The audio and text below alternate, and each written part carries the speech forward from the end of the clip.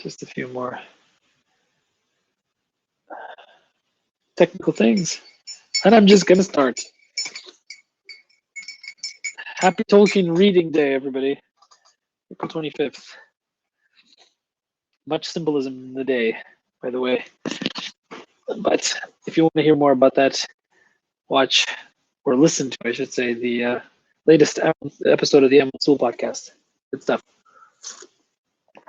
We started reading it, but Dr. Cyril Jenkins has got to be a winner. All right.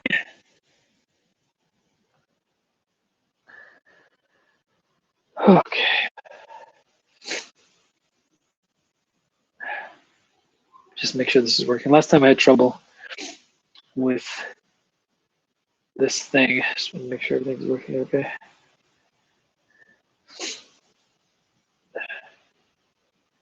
Watching, okay.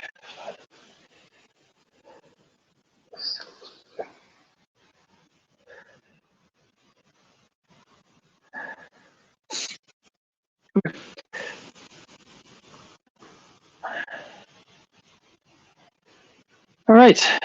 Well, looks like it's going to be a small party tonight. That's okay. I'm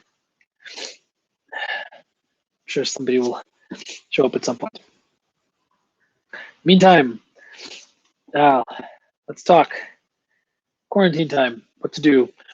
Everybody has to be at home. Everybody's going crazy. I don't know. I'm seeing a lot of really good stuff on social about how people are managing to spend their time. It's good. It's good to hear. It's good to see, but not enough, I think, of a focus on the things that can really leave lasting change. It's not by accident. I don't think that this is happening right now. I've said this before in other places, but I honestly think that that right before all this happened, I had not really experienced such a level of indifference, such a level of total apathy, and a lack of engagement in regular life amongst the people who are living around me. I hadn't felt anything like that in a very long time. So it was almost like I felt something had to happen because it seemed to me like people had come to a point where, in spite of all the noise online, in spite of all the anger that we see on social very often, especially with politics, that's the kind of things that people do in front of the computer screens, but it doesn't turn into anything. It doesn't actually ever become action. It's just passive. So I don't know. I think this is a really interesting chance for us to take this time that's given and really go deep and really like fill ourselves up with something that's gonna keep us strong for a long time. And you can get that by reading. That's one of the several ways you can do it, but reading is one of the better ones.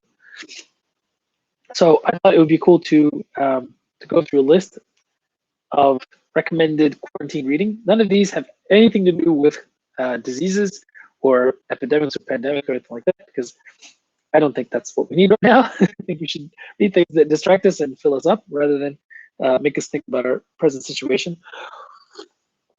as being somehow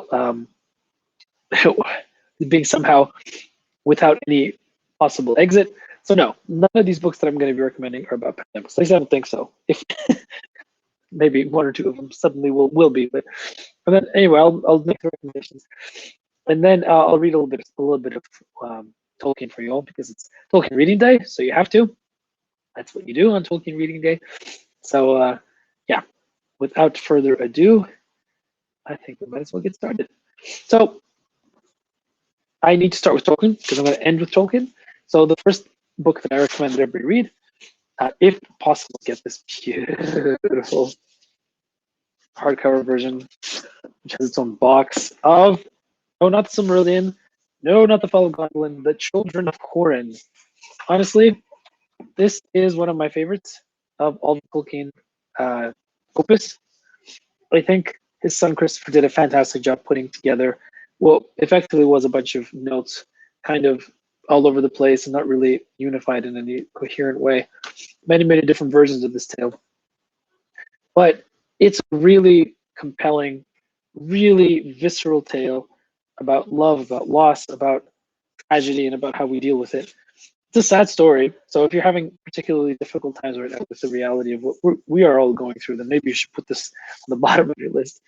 But if you have not read The Children of Horn, you've done yourself a disservice. This book is worth reading. It's worth reading again and again. I really love it. Well, maybe we should start encouragement and the yeah, encouragement in a time of difficulty. That would be this.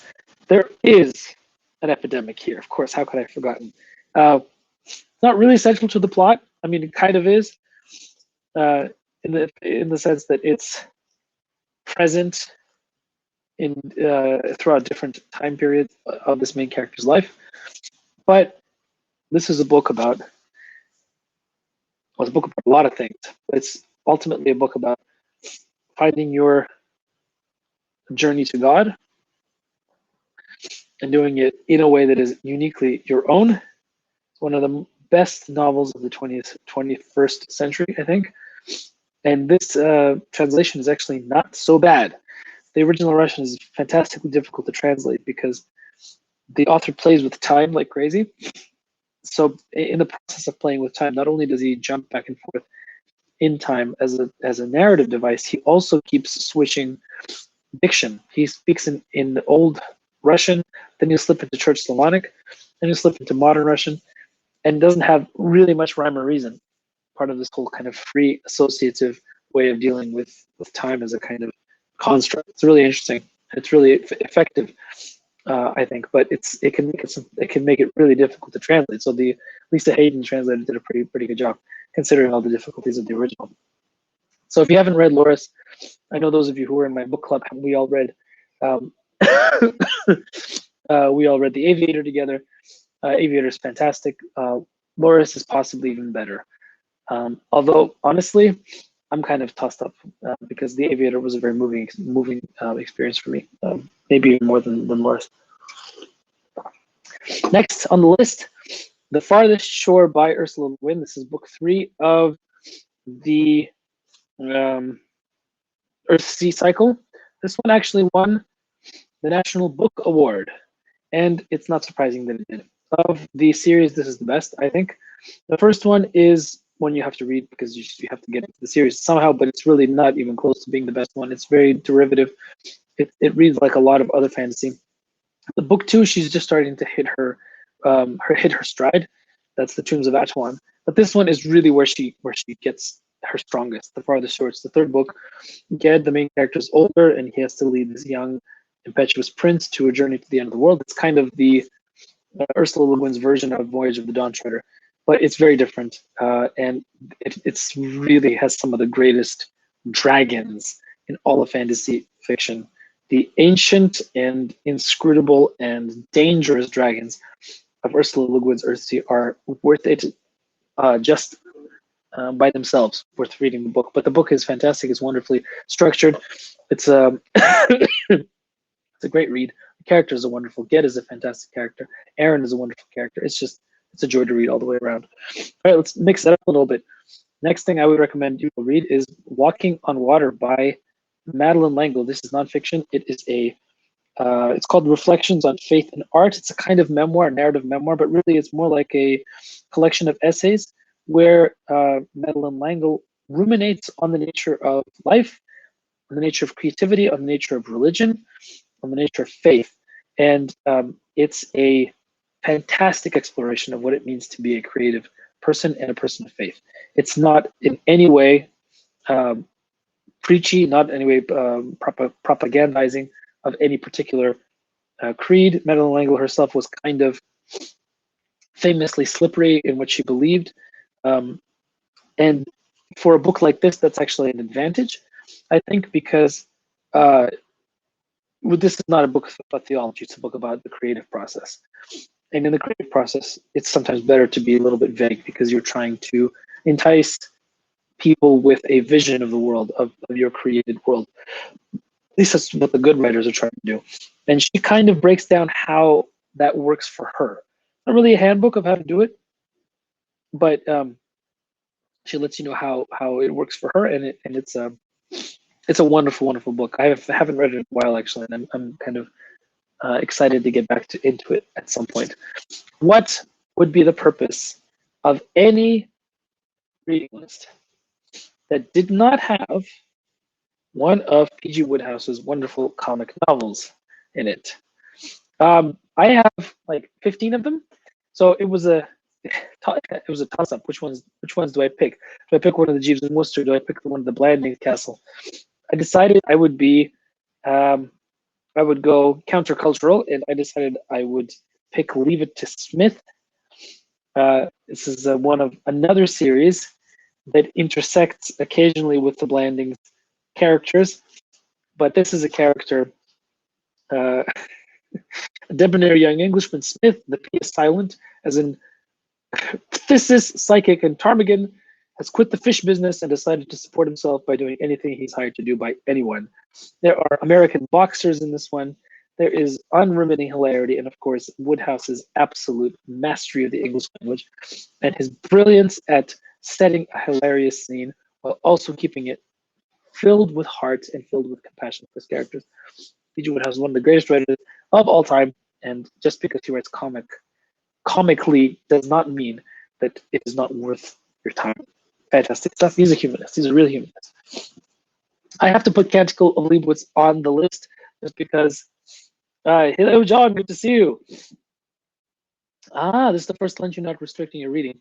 Yeah, you know, it's an interesting question. I've gone back and forth about it, but ever since I started to take my writing more seriously, ever since I decided that my writing was going to be a matter of profession for me, then reading fiction is a necessary part of it. You can't just stop. You have to keep reading because it's actually filling the creative well and it helps you create. I know I have deadlines, so I can't just say, "Oh, I'm not going to write for 6.5 weeks." No, can't do that, especially when you have people waiting for your books. So yeah, Canticle of Leibowitz, I have to put it on the list just because we are reading it right now with our book club here on Patreon. You're welcome to join if you haven't yet. It's the lowest entry point. So that's the easiest way for you to get to know my little community here on Patreon. Nicholas, good to see you. Currently reading The Arm of the Starfish. I haven't read any nonfiction. Arm of the Starfish is a great one. So actually one of my favorites. Yeah, I really like that one a lot. That's a fantastic book. Yep, yeah. And John, about the liturgical music, I used to only listen to church music during Lent, but actually church music gets in the way of my work because I get too distracted by it. So I put on 16th, 17th century Renaissance polyphony, which is incredibly ornate and complicated in its musical structures. But I make sure it's in Latin or in other foreign languages, so I'm not catching the words too much. And it helps actually because it's so complex. Like my mind goes into this like other level where I'm really deeply focused because in terms of the sound, some part of my brain is very deeply engaged in the music, but it's not the part that's actually actively working on doing cognitive stuff. I want to recommend as next thing C.S. Lewis's collection on stories and other essays on literature. This is a fantastic book. It's one of the who published it? Well, there's a series published by Harcourt Press of his nonfiction, and they have really nice covers. And this one isn't numbered, but I think some of them are. This is just called On Stories. It's got some really great essays, including his essay on stories, which is not as good as Tolkien's On Fairy Tales, but it's still pretty good. And this has some really interesting criticism as well. As he writes about science fiction, about his ideas about science fiction. There's a previously unpublished critics to where he eviscerates them completely. It's fantastic. Never published it. It's too bad. It's really good. John, have you heard Dan's version of the 6th century? No, I haven't. This is a fantastic book. I highly recommend it. It's enjoyable reading. C.S. Lewis writes beautifully, even his nonfiction. Okay, if you haven't done it, do it. Read Beowulf. You really haven't understood modern fantasy fiction, or actually you haven't really understood fiction at all until you've read Beowulf. Beowulf is a foundational text for English literature. It really is. It's also a foundational text for anyone who tries to understand the complicated interplay between the body, the soul, and the spirit. This is a book that comes from the deep past, but is just as approachable as any modern novel, especially in this Seamus Heaney translation. Seamus Heaney is a fantastic poet, and he translated this as though it were being written for today. It's not a slavish translation. It's a living, breathing translation that just jumps off the page. And this is all in spite of the narrative weirdness of the poem, where the story itself is short and there's like an entire middle section that seems to have nothing to do with the plot at all. Doesn't matter. Just go with it. And if you really want to go all out, this nice French paperback edition is illustrated. It's got some great illustrations and photos in it. It's really not necessary for the reading the book, though. In fact, it's kind of distracting. So this is one of the things that you just put on your shelf and kind of, show people, but it doesn't help the reading experience at all. Some of you might think that I would have recommended Tolkien's translation. I find Tolkien's translation to be not as good as Seamus Heaney's. Tolkien was too enamored of Anglo-Saxon to allow it to become something new, and we needed a new translation, and Seamus Heaney provides it.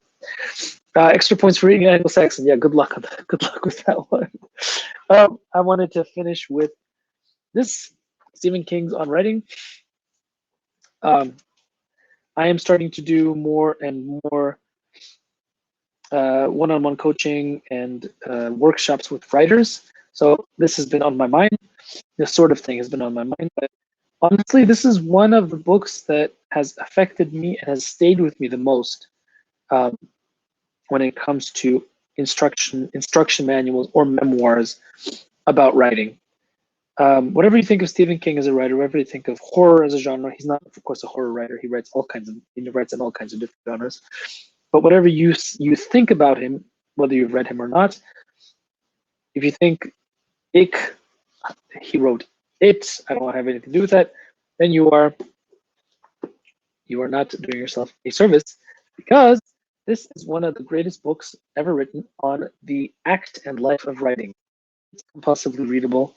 It's interesting. He's got a fascinating life, and it's got some really good practical stuff about the craft of writing. So highly recommended. I loved it. I've read it twice already.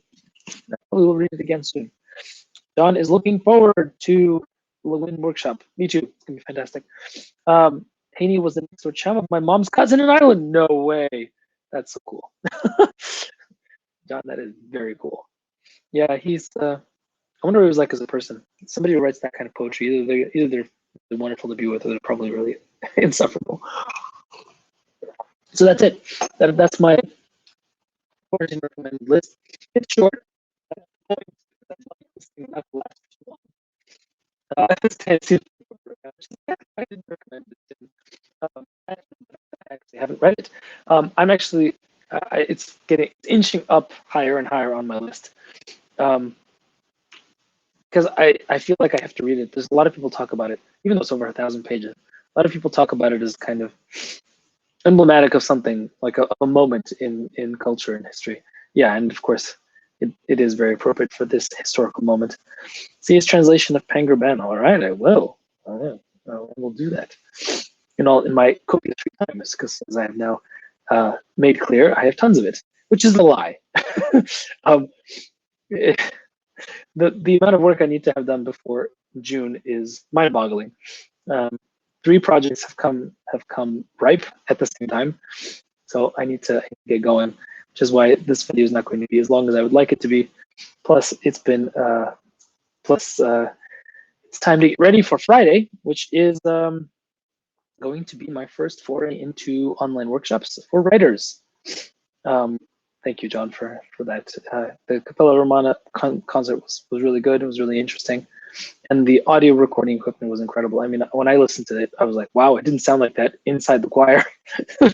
Really fantastic level. Yeah. Tim, he's read it when he was a teenager. Yeah. Yeah, I haven't read it, so maybe it's time. Yeah.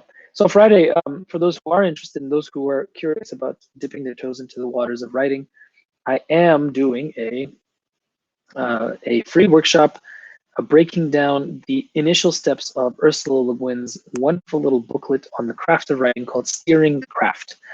This is going to be an open public workshop for free. There's going to be 2 of them. One is going to be on this coming Friday at 8 p.m. Second one the following Friday, also at 8 p.m. And it's going to be, well, my little gift to you all, and partially because I've wanted to do that book for a long time, and I've just haven't had the chance to get to it. So I figured, why not do it as a group? And there's possibly spoilers, but there's a chance that there will be a small group of people who will continue beyond the first workshop, should they desire to do so. But we will talk about that on Friday. So if that's something that you would be interested in, come by at 8 o'clock. Don't forget, at 9 p.m. on Friday, we have a regularly scheduled book club meeting where we're going to be talking about a canticle for Leibowitz. And we don't need to have finished it by that point. It's not going to be our final session. As we talked about, this one we're going to read over 2 months because of Lent, because of everything, because of all the things, as they say. So yeah, read it leisurely and come by and chat on Friday night. I'm loving it. I have some thoughts I'd like to share with you about the interesting role that science and faith play in Canticle for Leibowitz, and how Walter Miller's perspective on marriage between the two is something that is particularly useful for today. So yeah, it's going to be fun. I'm excited about it. And in fact, I'm probably going to go and read a little bit right now. Tim hopes he can make both. Good. Things are a little crazy right now. Yeah, COVID baby on the way. Congratulations, Tim. Stay strong. Is it number 1? Even if it isn't, every single baby is a total cosmic change. Yeah, and everybody, you know what? Just avoid reading the news every 5 minutes. Yesterday I lost half of my workday because I was just completely overwhelmed with stuff. And there's no point to it because most of it's just repetition of stuff that I already knew, and the rest of it is basically, no, I'm not trying to be flippant here or anything, but there's a lot of selectively chosen information, and you have to really dig deep to get to the people who really know what they're talking about. And John's been busy chanting live stream services. Good for John. That's what we all should be doing, I suppose. Good for you, John. You're doing it all for all of us. Appreciate it. So that's happening on Friday. And for tonight, I think it's going to be a little shorter, so that's going to be it. And I wish you all a nice end of the week. Take some time to read, take some time to drink hot toddies like yours truly. Take some time with your kids, with your family. Read a lot and brave the blank page, people, because we need more good storytellers. Because let me tell you, if the New York Times, which is supposed to be the standard for journalism in this country, is getting away with the kind of one-sided hysteria that it has been peddling for the last week or so, then man, do we need better writers. Let's go and be them, okay? Come on. Not that we all have to be journalists. I'm just talking about not passively consuming what our culture considers to be, the best. We need to make things better.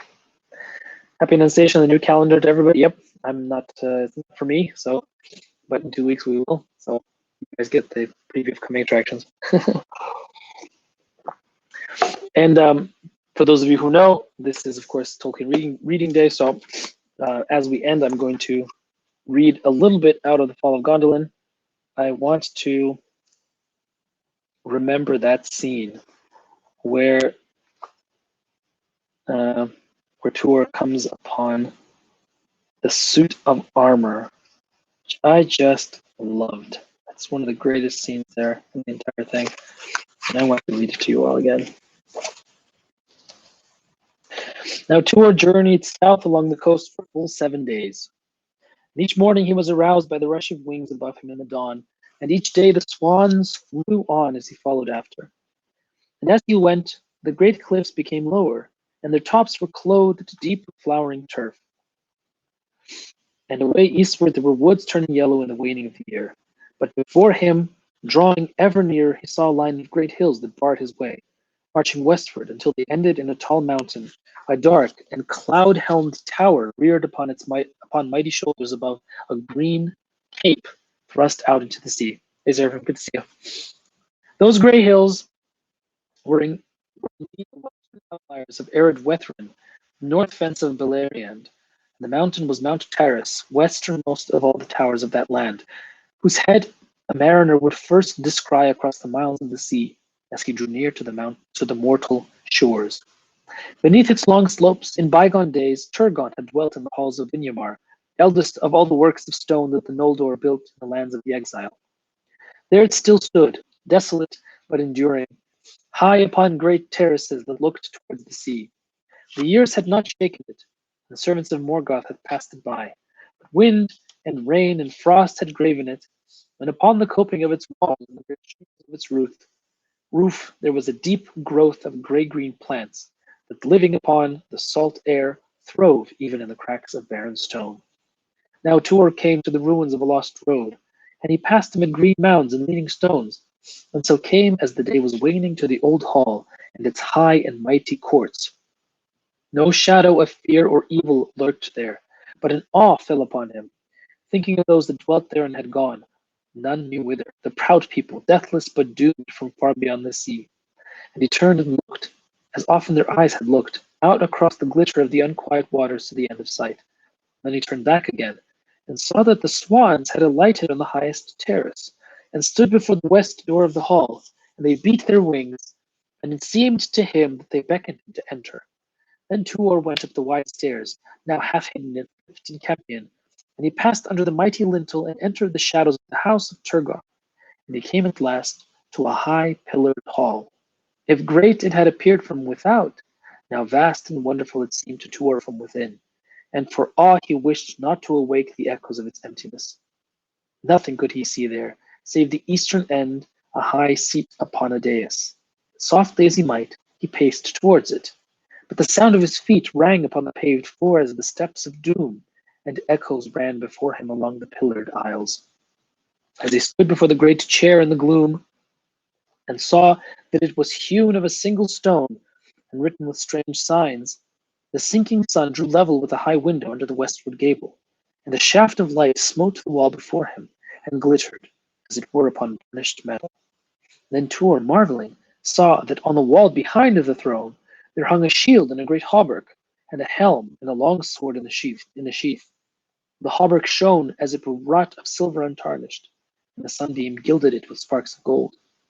The shield was of a shape strange to Tuor's eyes, for it was long and tapering, and its field was blue, in the midst of which was wrought an emblem of a white swan's wing. Then Tuor spoke, and his voice rang as a challenge in the roof.